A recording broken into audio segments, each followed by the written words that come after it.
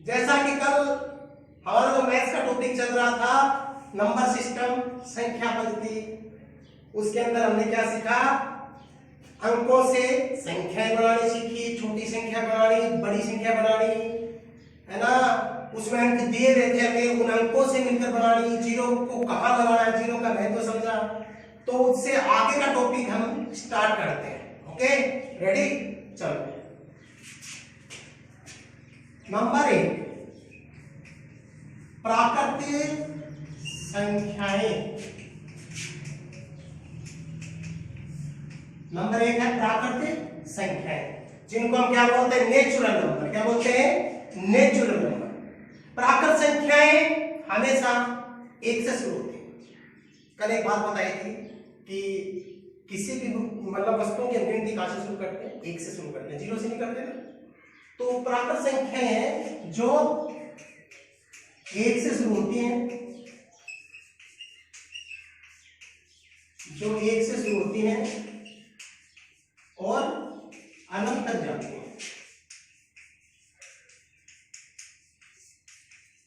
Okay, जैसे 1 2 3 इस प्रकार से अनंत। ये अनंत का चिन्ह है।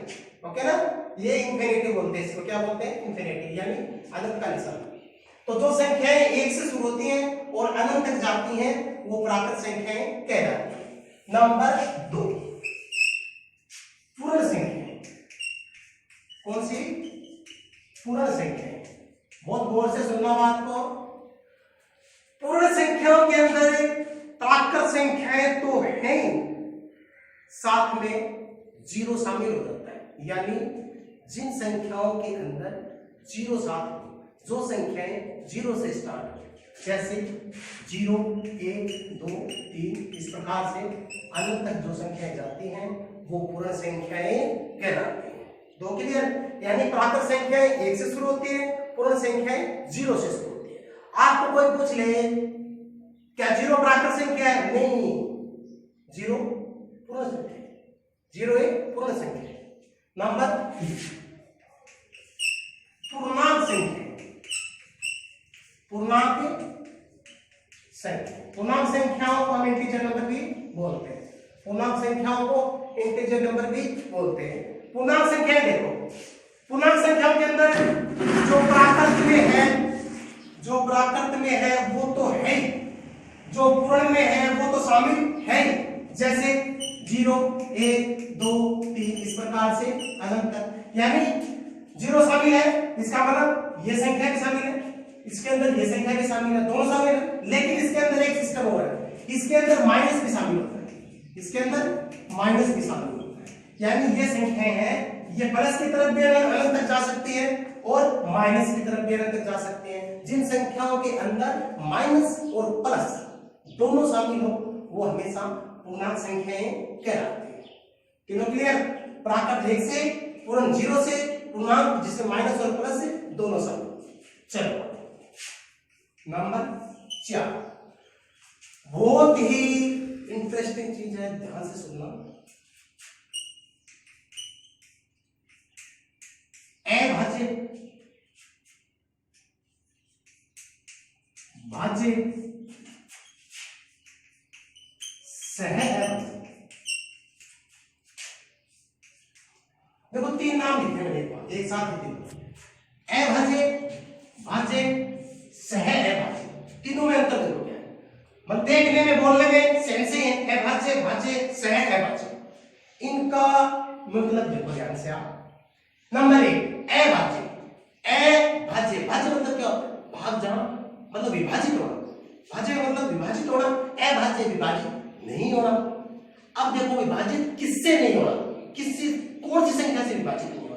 एक बात बताओ आप, देखो कोई भी संख्या हो, चाहे वो पूर्ण हो, प्राकृत हो, पूर्णांक हो, कोई भी संख्या हो, हर संख्या के अंदर 1 का भाग जाता है। बात सुना बहुत गौर से, हर संख्या के अंदर 1 का भाग जाता है, चाहे वो कोई भी संख्या हो। भाई कोई भी संख्या गिनो एक बार, जैसे मैंने 4 दिया, 4 के 1 का भाग जाता है कितनी बार? 4 बार। 4 में 1 का भाग दो, कितनी बार गया? 4 बार। यानी हर संख्या में 1 का भाग हो जाता है और हर संख्या में स्वयं का भाग भी जाता है, कितनी बार? 1 बार। देखो एंटी है एक दूसरे के, प्रत्येक संख्या में एक का भाग कितनी बार जाता है, उतनी बार जाता है जितनी वो संख्या होती है, और उस संख्या में खुद का भाग कितनी बार जाता है, एक बार। एक दूसरे के क्या है, विपरीत है ना, बिल्कुल। यहां तक आप बात समझो, आगे चलो। यानी ये तो कॉमन बात है, ये तो कॉमन बात है कि हर संख्या में एक का भाग जाता है और हर संख्या में स्वयं का भाग भी जाता है, ये तो क्लियर है। चलो अभाज्य की बात करते हैं। चलो, जिस संख्या के अंदर एक और स्वयं को छोड़कर, हम इनको क्यों छोड़ रहे हैं, क्योंकि ये तो सब में ही कॉमन है, इनकी तो बात छोड़ो आप एक बार। एक और स्वयं को छोड़कर किसी अन्य संख्या का भाग नहीं जाए, वो कौन सी संख्या कहलाती है, अभाज्य। जैसे एक बात बताओ, 2 है, 2 में 1 का भाग जाता है 2 बार, 2 में 2 का भाग जाता है कितनी बार, 1 बार। इन दोनों बातों को आप छोड़ दो और बताओ किसका भाग जाता है, और बताओ 2 में किसका भाग जाता है, किसी का नहीं जाता। 3 है, 3 में किसका भाग जाता है, 3 का जाता है, 1 का जाता है, और किसका जाता है, नहीं जाता। 5 में किसी का नहीं जाता, 7 में जाता है किसी का, 11 में, ठीक है, 13 में, 17 में, 19 में, 23 में, 29 में, 31 में। ये संख्या क्या है, इनमें किसी का भाग नहीं जाता, या तो इनमें स्वयं का जाएगा या इनमें एक का जाएगा, बाकी किसी का भाग नहीं जाएगा। ये कौन सी संख्या कहलाती है, अभाज्य संख्या। कोई दिक्कत। चलो नंबर 2 चालू करते हैं, भाज्य। इसके बिल्कुल विपरीत है, भाज्य इनके बिल्कुल विपरीत है। यानी एक और स्वयं को छोड़कर, भाई ये बार बार क्यों छोड़ रहे हैं, क्योंकि ये सभी में कॉमन है, एक और स्वयं तो सब में कॉमन है, इसलिए हम बात को बार बार बोल रहे हैं।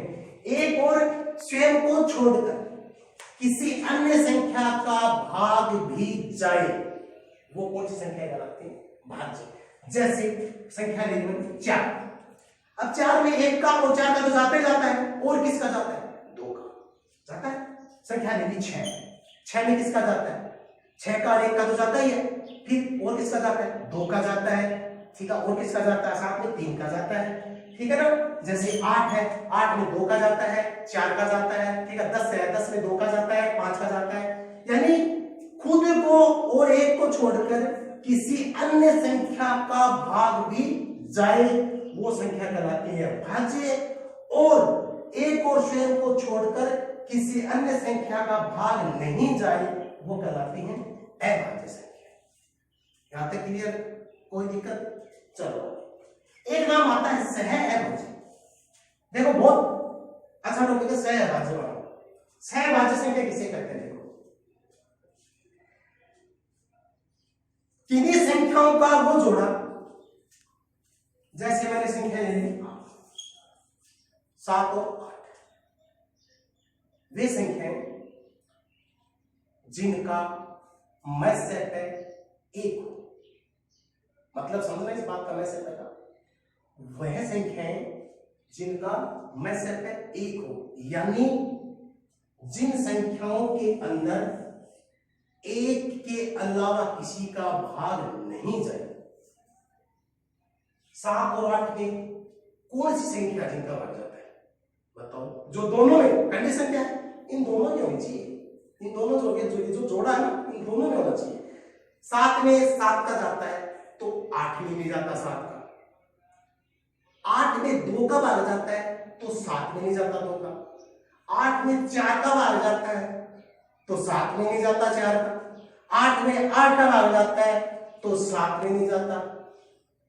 बात समझना, यानी इन दोनों को पूछे कि इन दोनों में किसका भाग जाता है, दोनों में तो एक का जाता, बाकी किसी का नहीं जाता।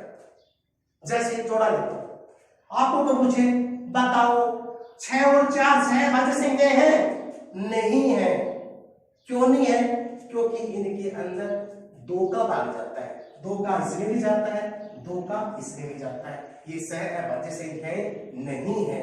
सहअभाज्य संख्याएं वो होती हैं जिनके अंदर मात्र 1 के अलावा किसी का भाग नहीं जाए, वो सहअभाज्य संख्याएं कहलाती हैं।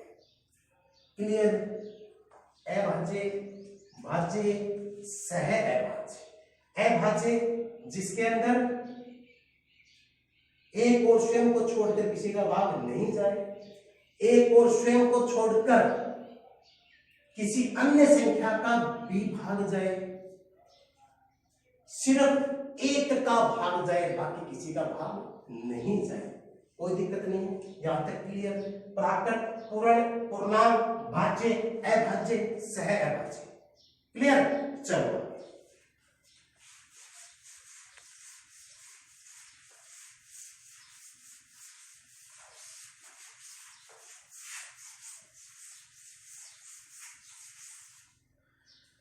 दो बातें और आती हैं इसमें, सम और विषम, जो ज्यादातर बच्चों को नॉलेज भी है पहले से, फिर भी बता देता हूं सम और विषम का। सम का मतलब जिस संख्या के अंदर दो का भाग जाए, जिस संख्या में दो का भाग जाए, यानी जो संख्या दो से पूरी पूरी विभाजित हो। ध्यान रखना, पूरी पूरी विभाजित हो। पूरी पूरी विभाजित का मतलब क्या है? भाग देते हैं तो शेष फल क्या बचना चाहिए? जीरो। उसको पूर्णतः विभाजित बोलते हैं। पूरा पूरा विभाजित होना क्या होता है? जिसमें शेष फल कुछ ना बचे, वो पूर्णतः विभाजित होती है। यानी जिसमें दो का भाग देते हैं तो पूरी बार आना चाहिए, यानी पीछे शेष फल कुछ नहीं बचना, वो सभी संख्या क्या कहलाती है? सम। यानी इसको दूसरे तरीके से भी देखो, मान लीजिए भाई हमें छोटी सी संख्या तो दे दी, बताओ 12 समय के विषम, तो हम क्या करते हैं? 2 × 12, ये लोग बोल दिया पढ़ा। लेकिन कई बार बड़ी संख्या दे दे, बताओ 26,486 सम है, तो हम भाई इसमें दो का भाग दे के थोड़ी देखेंगे, इसमें भाग देंगे थोड़ी सी बड़ी संख्या में, क्या पता इससे बड़ी संख्या हो, तो हम इसमें दो का भाग देख के चेक करेंगे तो इसमें क्या हो? समय लगता है। तो इसका दूसरा तरीका है, ध्यान से सुनना बात, जिस संख्या के इकाई काल, इकाई ढाई 10 से स्टार्ट होती है ना, जिस संख्या के इकाई काल 0, 2, 4, 6, 8, ध्यान से सुना, जिस संख्या के इकाई काल 0, 2, 4, 6, 8 हो, वो हमेशा सम संख्या होती है। ध्यान रखने वाला, जिस संख्या की इकाई अंक, मात्र इकाई देखनी, इकाई में अगर 0 होता है, 2 होता है, 4 होता है, 6 होता है, 8 होता है, वो हमेशा कौन सी है? सम संख्या कहलाती है। और जिस संख्या की इकाई का 1, 3, 5, 7, 9, वो हमेशा विषम संख्या कहलाती है। अब आपको चाहे कितनी बड़ी संख्या दे दो, ये लो, बताओ समय विषम है, कुछ नहीं करना, इकाई का देखो क्या है? 7, यानी 7 में 2 का भाग जाता है क्या? 2 के पढ़ाई में 7 आता है क्या? नहीं आता, तो क्या है? विषम। विषम है ना, 2 के पढ़ाई में 6 आता है क्या? आता है। इसका मतलब ये क्या है? सम। इस प्रकार हम सम और विषम की जानकारी कर सकते हैं। तो हमारी कितनी संख्याएं हो गई? एक प्राकृत हो गई, दूसरी पूर्ण हो गई, पूर्णांक हो गई, अभाज्य हो गई, भाज्य हो गई, सहभाज्य हो गई, सम हो गई, विषम हो गई। 8 संख्याएं आपके साथ क्लियर हो गई। इन 8 संख्याओं को आप रजिस्टर के अंदर लिखना है, जो मैंने बोला है उस भाषा में इनको लिखना है और इनको याद करना है। एक बार कि कौन सी संख्याएं क्या क्या होती हैं, एक बार लिखोगे ना, लिखने से ये याद होती है, लिखने से ज्यादा याद रहती है कोई चीज। एक बार इनको सुनो, वीडियो को सुनोगे आप, सुनने के बाद इनको बिना देखे लिखो, फिर बीच में भूल जाते हो, दोबारा सुनो, फिर लिखो, फिर एक बार को दोबारा क्लियर करो, काम हो जाएगा बिल्कुल, कभी नहीं भूलोगे आप। आगे चलते हैं।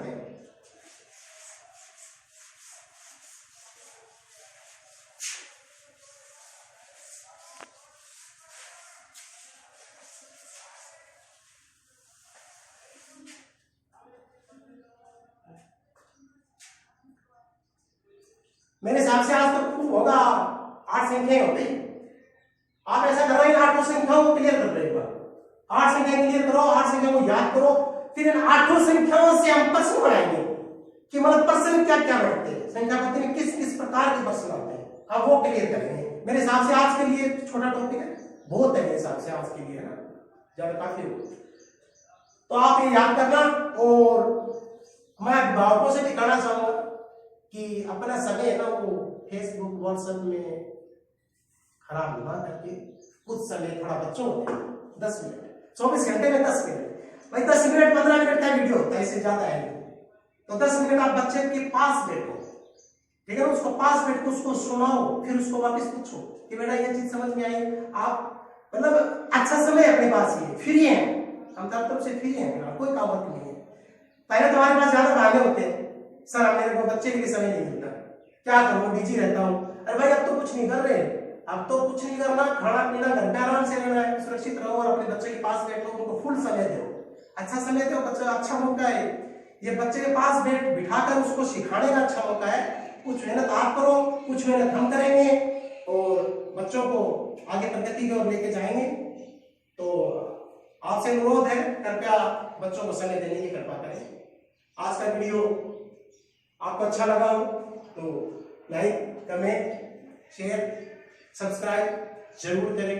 अगला वीडियो बहुत अच्छा वीडियो आएगा, इसके अंदर क्वेश्चन बनाना सीखेंगे। धन्यवाद।